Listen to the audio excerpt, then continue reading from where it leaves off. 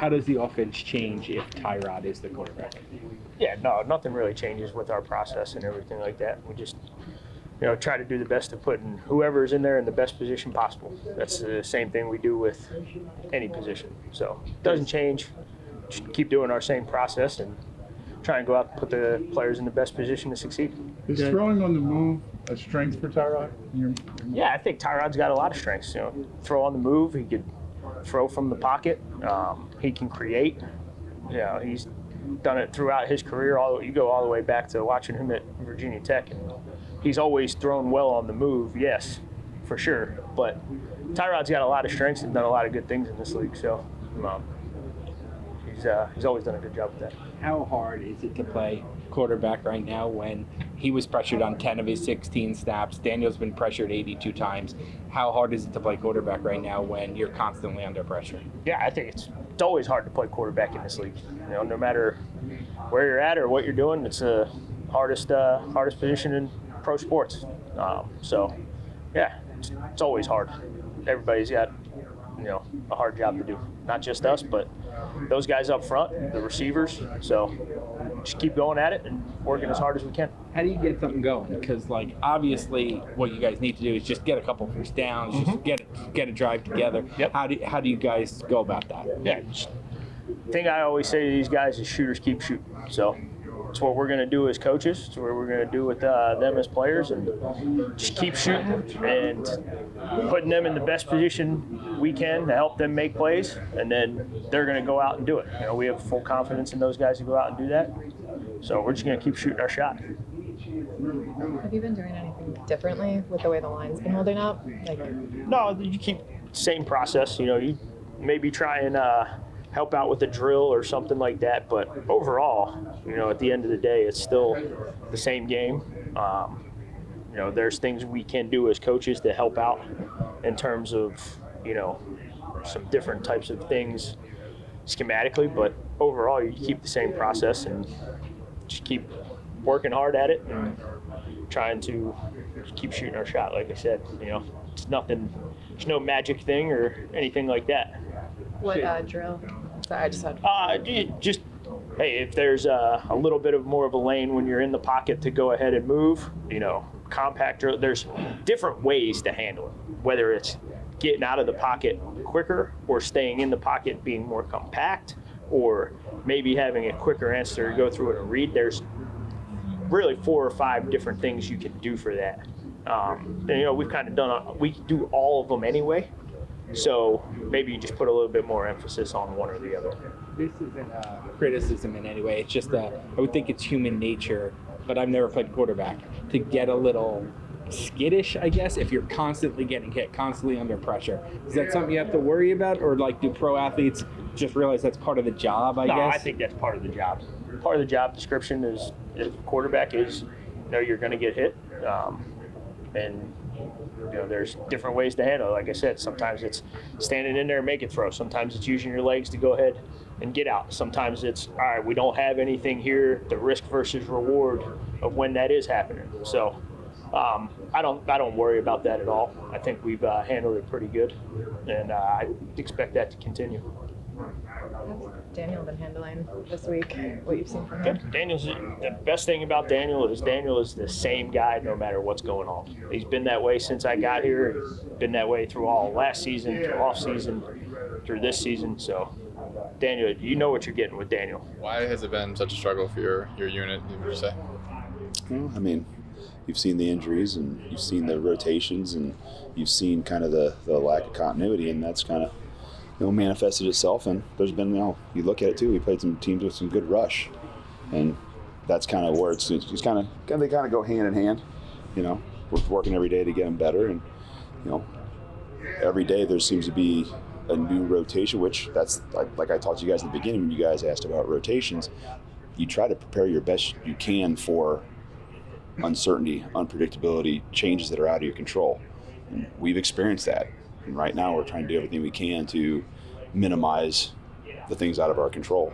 So we just got to work at it every day. Every day we work at it, and we're going to continue to work at it. I got a sign above my desk that says, "Nobody cares, work harder." That's really where it's at. Nobody cares, just work harder. And that's, our guys have taken that mentality. I respect the hell out of my room, right? Because those guys don't complain. They don't feel sorry for themselves. They come to work and they work their butts off and they study and they prepare and they got each other's backs. That's all I can ask for. My job is to try to get them ready. I do my best to get them ready. And every guy in the room hurts when it doesn't come out the way we want. And we're going to keep working until we get it right. And that's really how it's going to be. With that hurting, I think Josh took it pretty hard, giving up the sack that injured Jones. Just how hard have you seen him taking it, Josh is just like a lot of guys in the room. Josh's number one thing that weighs on him is he doesn't want to let anybody down. That's what you want. I'm a parent, so I feel for the kid because he is sincere in his hurt for he let somebody down. People think that these guys are prima donnas. That's not the case, okay? So with him, I just keep telling him, hey, keep working, buddy. We got you. And that's what he does. So that's how we're going to do it. How concerned are you with his confidence? I mean, my job is to make sure that he's mentally and physically ready. So with his mindset of worrying about letting people down, I just got to let him know, just keep giving us your best effort. And that's really how you have to approach it. Just keep giving me your best effort. He's not making mental errors. He's not. It's not for the lack of trying. And I will give the kid credit. He's come a long way. I'll share a comment that he made to me that we were having a conversation because the guys come up and visit me in my office all the time, and somebody in his family checked on him to see how he was doing. And they go, well, people are saying things. And he said to me, he goes, do you think I worry what people say to me? Because I've been a stutterer ever since I could speak. He goes, if I worried about what people said about me, I wouldn't have come this far. So that right there tells me I don't got to worry about his confidence. I just got to make sure that he keeps trying, keeps working, and keeps trying to get better, which he does. So I think he's in the right mindset. And I want a guy that hurts when he lets people down. How'd you arrive on the decision to use him at swing tackle when Matt had done it through camp? Just like right. There was just things. If you remember back to last year in training camp, Josh did it as well. He took all those reps for Andrew Thomas. That's also something in our evaluation process. He did it in North Carolina. So this wasn't just a whim. This wasn't a flip of the coin. This wasn't a just shake them up and see where they land. This was something that had been worked on in the past. So we did what we thought was best, and we're going to continue to do what we think is best. Has there been a thought to give Matt a chance with how much Josh is struggling? Not at the moment. But we're going to we got to keep preparing for all the scenarios. So guys are getting opportunities in practice to do what they can do and show what they can do. And we're going to keep operating that way. You drafted 3 guys last year. A lot of times year 1 to year 2, you see a leap. Mm-hmm. Maybe you'll disagree. Why do you think there maybe hasn't been that leap, or do you? I think there's a lot of circumstances that go into it. It's not just like everything is in a vacuum.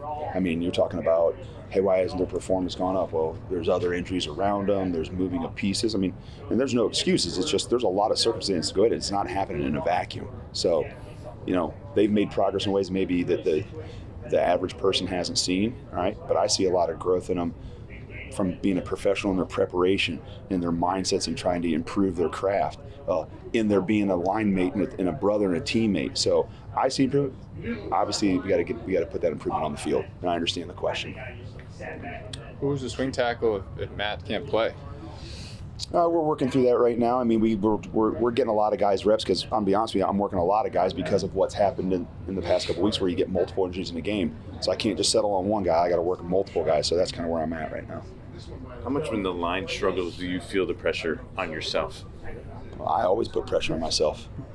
Now if you're asking me, do I feel pressure from other people? Yeah. I put way more pressure on myself than to not even really pay attention to the other stuff. Has anybody said anything to me directly? My job is to get the guys to play to a certain level. They have not played at that level. So thus, I feel pressure, not by any outside measures. I went home the other day, my wife booed me. That's enough pressure. Do you feel any internal pressure? I think if you're a professional, you care about your craft, you feel pressure. I meant from, In the building, yeah. Which is what I just asked him. Oh, I thought you were talking about something. No. Well, just anybody. I mean, we're in New York City. I mean, look how many microphones there are. No, I don't worry about that. I don't worry about what people say. I have pride in what I do. So I feel pressure myself. Do I feel pressure from other people? No, nobody's come to me and said, hey, X, Y, and Z. I already put pressure on myself because I'm a pro, right? Just like all of you saying here put pressure on yourselves to put out good articles, good products, good this, good that. We all put pressure on ourselves. And if you hold yourself to a high standard, the pressure you put on yourself should be way greater than anybody else can put on you. And that's how I handle myself. And I'm going to handle myself that way until somebody tells me to do differently. Do you think, given the roster, the personnel you have, do you see your team and really your line as more of like a developmental process rather than a, hey, this should get fixed tomorrow, that kind of thing? I look at it this way. This is a performance-based business. And just like I said before you got over here, there's a sign behind my desk that says, nobody cares, work harder. Nobody wants to hear it's developmental. Nobody, and to be honest with you, my guys don't want to hear that. We want to play better the next opportunity we have. And that's how we approach it. What have you seen from Hugh, and do you think he could be ready to play on Sunday? He's been a great addition to the room. I'm getting to know him day by day. He's obviously a professional. He's done this before. I like the way he handles himself in the room. He's gelled in the room. He's really just kind of joined right in. I've seen him come along on the practice field. He's getting better each day. So, I'll see a little bit more out of him today. I like the way he's progressing, and that's the best I can tell you right now. We'll take a couple more. So obviously you guys are going to get beat, one-on-one if you're trying to block a guy. But some of the communication stuff or the breakdowns, how do you explain that? How do you fix that? You just got to be better at communicating. That's some of the things we've focused on this week. You obviously don't like it when it's self-inflicted, and that's the thing is we can't have self-inflicted wounds, pre-snap penalties, communication errors that lead to critical, lost plays. So that's one of the things we focus on, and to be honest with you, the guys have really made that their focal point, and they've taken the onus on themselves to improving it. So we've got some things that we've been working on this week in particular for that. I've liked the direction it's going. And I'm anxious to see how it goes again today. Each day I evaluate it. So I like the way we're going. And you're right, that's something we need to improve on, and we've been working in that direction. Winked very well. And it's obvious that the other side of the ball is hurting this week, and it has been for a while. Does he want the defense to, say, hey, let's be this side that gives us the momentum? And do you hear that from him? Yeah, Wink's priority every week is going to be, we want to set the tone as a defense. We want to come out and dictate to the offense. And I think, that doesn't change with any outcome anywhere else, right? Like, it's about us. When we get on the field, it's about what do they do well? Let's take that away, make them play left-handed, and let's go attack them. And I think that holds true no matter what's going on anywhere else. Do you think the defense recognizes what's happening on the other side of the ball in terms of? I think we got a bunch of great pros, and they just attack this thing one day at a time. And what we're worried about is the Bills' offense, and it's an incredible offense with a lot of talent, really good scheme that puts guys in spots to succeed. So our mission is just, hey, from the first play to the last play, let's play great defense. What do you build off from last week? A lot of guys, you see 524 yards. If that's all you see, it's not a great day. Yeah. And 31 points probably too.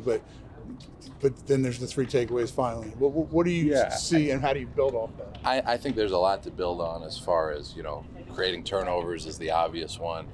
Some situational football as far as third downs and, getting a red zone stop and all those things.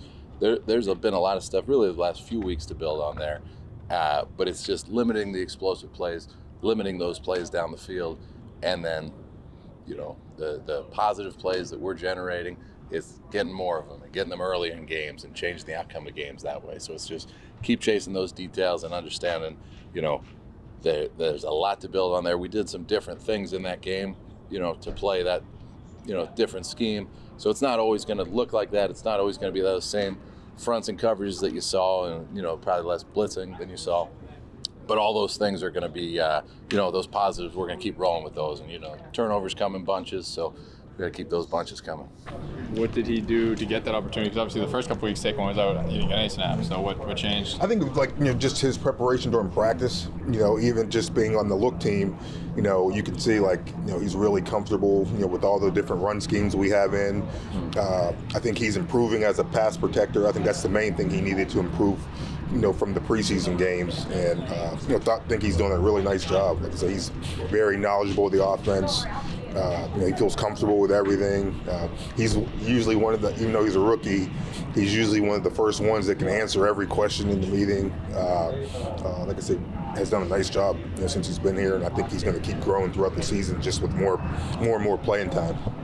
When you work with him back there as a returner, what are the coaching points to be a an effective and reliable. Main thing is finish with the football. I mean, got to catch the football. We want to finish with the ball, win the field position. We want to make sure we catch everything. Try to catch as many balls as we can without letting it hit the turf and bouncing and giving up field position yards, because it's very valuable. Those 5 to 10 yards when it comes to just catching the punt. We encourage them to try to catch it and get the ball vertical, get like 1 first down. Like if we can get 10 yards, that's a first down. Like catch the ball and get it vertical as much as you can. And like I said, he's getting better and better. He didn't really do it since his sophomore year at Tennessee. Yeah, right. Like he really didn't do it at Oklahoma.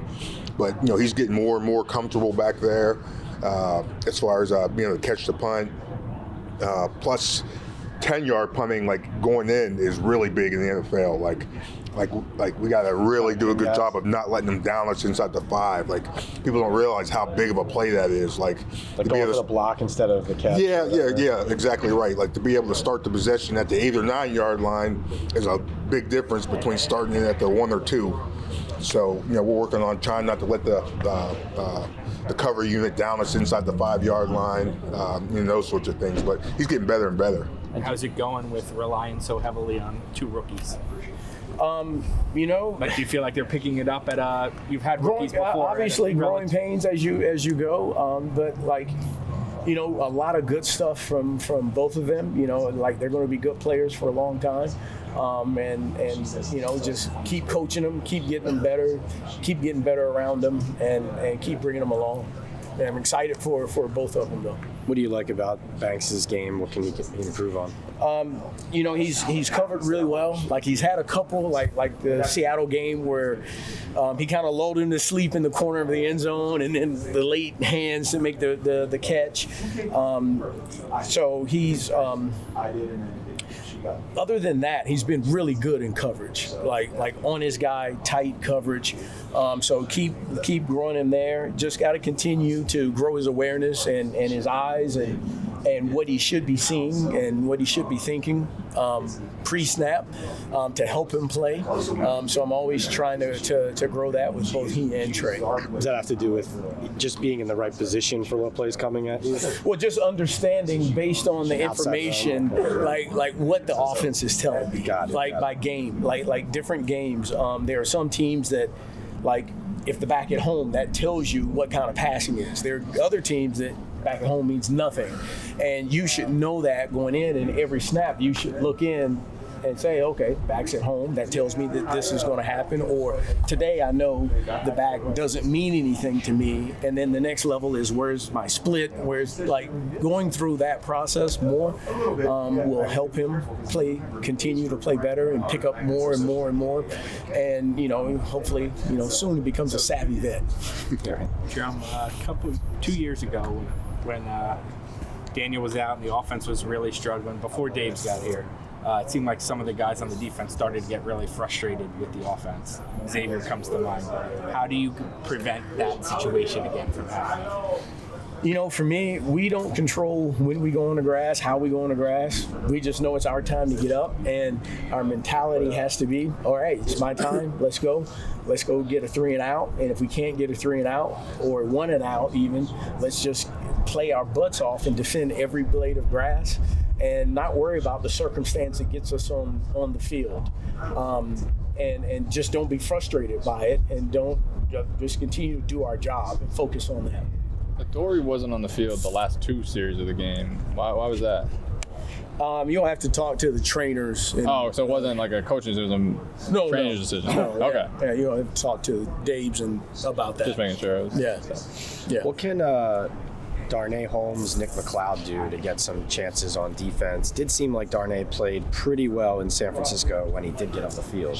Yeah, he love Darnay and you love Nick and their competes, and to have them as guys who are backups and is valuable for us. And like my talks with them are just, I know it's frustrating, just remain patient, but still hungry, and when you get your time, just go play like you're the starter, and you're going to be the starter forever. what have you seen from Flott? He's gotten this opportunity the last 2 weeks. Yeah, I think he's played pretty solid for us. Played at a pretty good level. He's been good in coverage. Showed up in on the edge in the running game and in turning back screens and playing with some length and physicality. And then the other thing is the big thing for me is he's been able to stay healthy and do it, because last year, you really liked him playing, but then it was kind of up a week, down a week, up a week, down a week.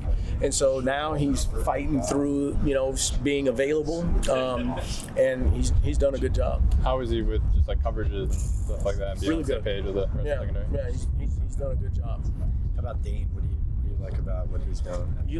He is really he's one of those people who, like, when you look at that game last week, he really played a different position.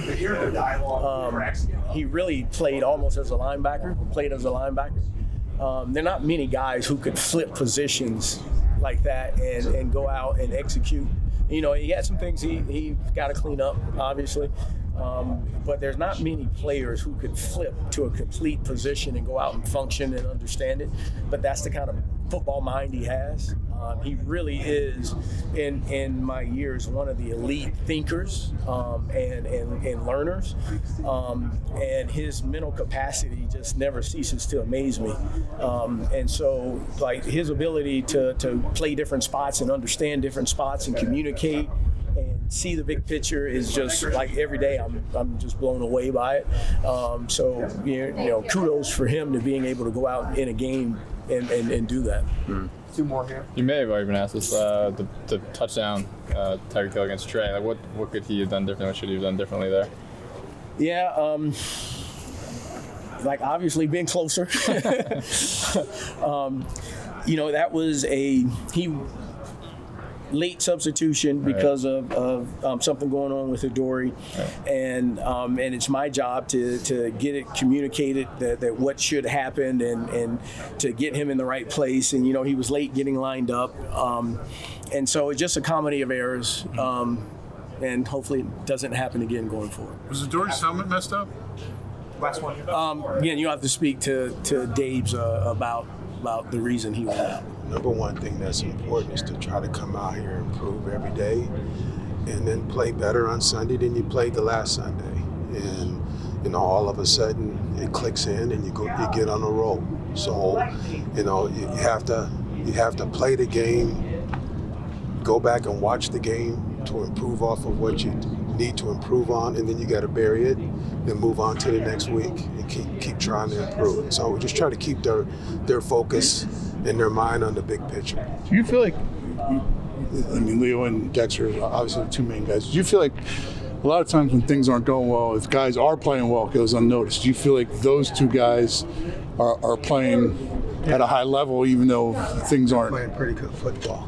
They both of them are playing pretty good football. But it's like always when you're not winning, you want to get more, and it's kind of a fine line as a coach, is because you don't want them to get to the point to where they feel like they got to put the team on their back and do more than they need to do to help us win, because then now they start making more mistakes when that happens. So they just have to continue to focus on doing their job and playing at a high level and letting everyone else catch up to them. Have you seen a level of frustration from them because they, maybe it's not because, but just because they're not winning? It's like I told them the other day, there's a lot of sacrifice that goes into coaching and playing this game. A lot of time away from your family, putting your body on the line, late nights, and the reward is winning on Sunday. So it's human nature for you to have some frustration when you don't win. But you got to keep the main goal, and the main goal is to continue to improve and to continue to get better and be honest with yourself on the things that you see on tape that are pointed out to you that you have to improve on. And so it's my job to keep their focus in the right place so they can continue to improve and get better. So you're talking about Simmons. Yeah. So when Micah was healthy, they would kind of almost like have a defined role.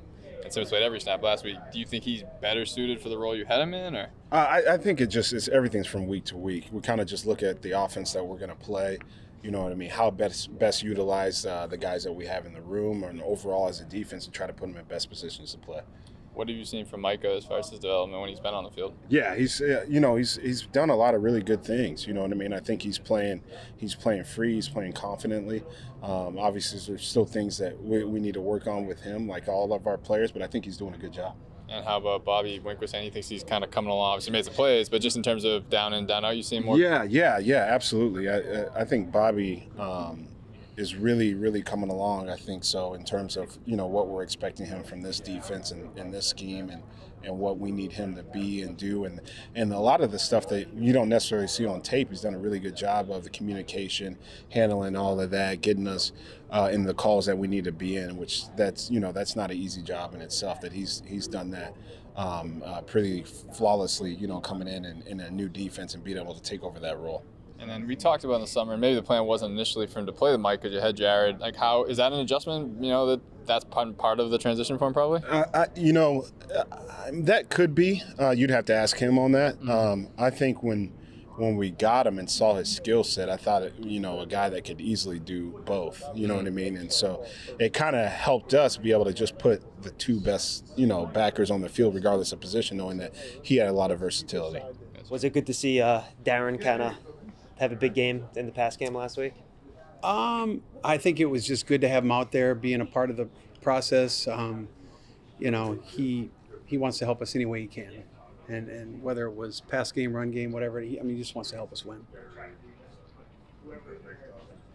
You sense any frustration on his part that he hasn't scored a touchdown or had a larger impact?